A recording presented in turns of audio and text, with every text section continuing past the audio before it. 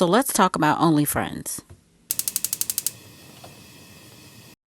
Now, it's 2026, so obviously I am talking about Season 2, Only Friends. And listen, I know the show has a fan base, I know people are obsessed with the chaos, and I know that some viewers think that this is one of the boldest Thai BLs ever made. But after finishing Season 2, I've got to be honest, I thought it was kind of boring. Not awful, not unwatchable, but definitely one of those shows that keeps trying to convince you that it's exciting instead of naturally being exciting. And I think that's what frustrated me the most. Call me a fan, call me a queen. I'm watching BLs on every screen. I'm a BL babe, I stay on screen. Japan, Korea, China, Thailand's the king. Boys love drama, give me that scene. Living my life in a BL dream. Hey fanatics, welcome back to my channel. So continuing on, I want to say that this season of Only Friends, I almost said but Only Friends, constantly felt like it was screaming, look how messy we are, look how edgy, look how toxic, look how sexy. Meanwhile, I'm sitting here like, okay, but where's the substance? Because underneath all the dramatic music, the hookups, jealousy, secrets, drinking, and emotional manipulation, a lot of this felt like recycled BL tropes wearing expensive outfits. Well, sorta. Now, this season takes place around the university production of this gay adaptation called Romeo and Romeo, which honestly should have been way more interesting than it actually was. The ideal itself had potential. A bunch of emotionally messy university students putting on queer version of Romeo and Juliet while their real lives become dramatic and chaotic. That could have eaten, but instead, the play mostly felt like a backdrop so characters could continue making questionable decisions under blue lighting. And y'all know I love me some mess. I love mess in a BL. But the mess has to feel entertaining.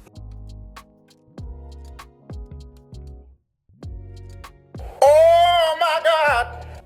I think this actor is so goddamn sexy. Oh my god. He doesn't play very many leads in much of anything, but...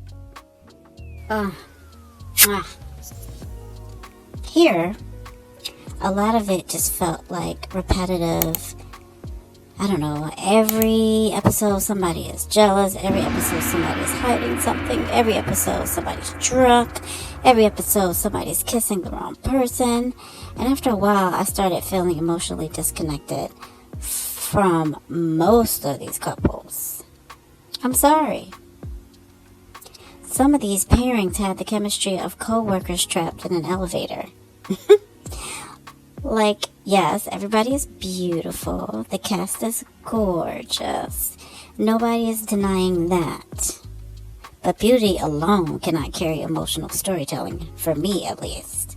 And honestly, several of the couples felt BL generated by algorithm, if that makes sense.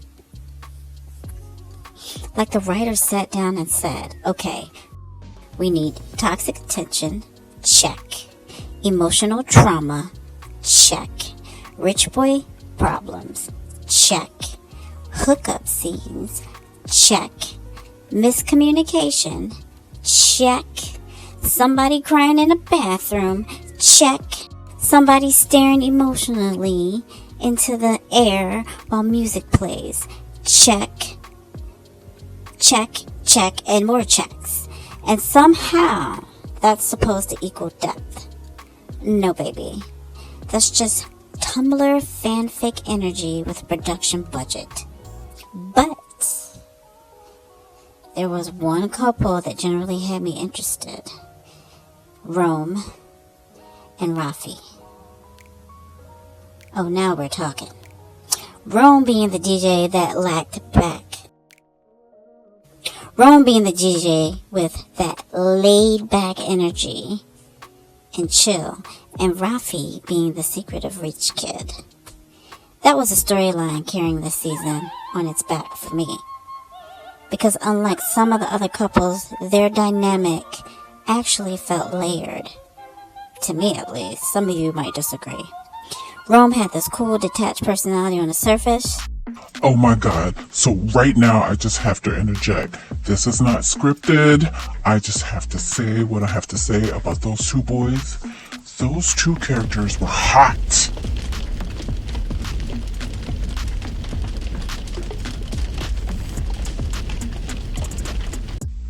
Okay, they were crazy hot, I thought. Everything else was so damn boring in this show. The other friggin' couples were boring to me, as I've said. But these two had it going on. I love the chemistry. I love their pull and tug. I like how the brother, or was he? No, he's not the stepbrother, is he? Yeah, he's a stepbrother. Or what's her face? Oh, yeah, he's the stepbrother. And I like how he chased after him, and I like how he played hard to get.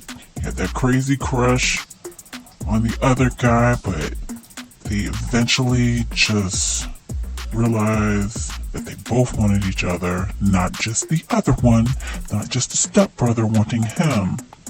He eventually knows that he wants him too. And that made this couple crazy hot. Super hot. Plus, I really like the other actor. I just think he has such beautiful eyes. Beautiful big eyes.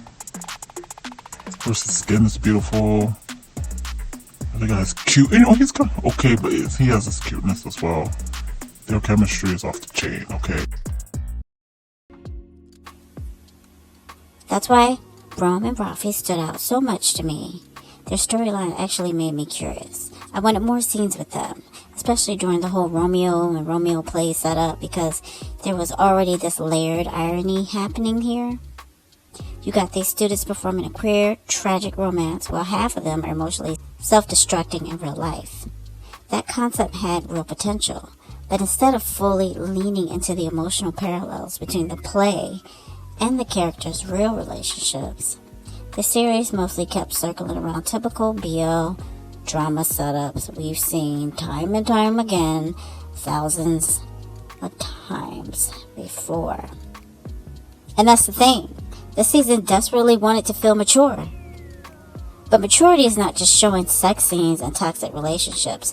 Maturity is emotional complexity.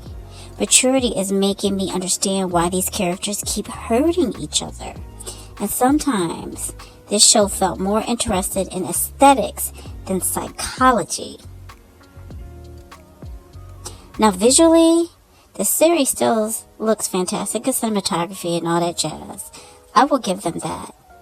And everybody is styled beautifully. The lighting is gorgeous.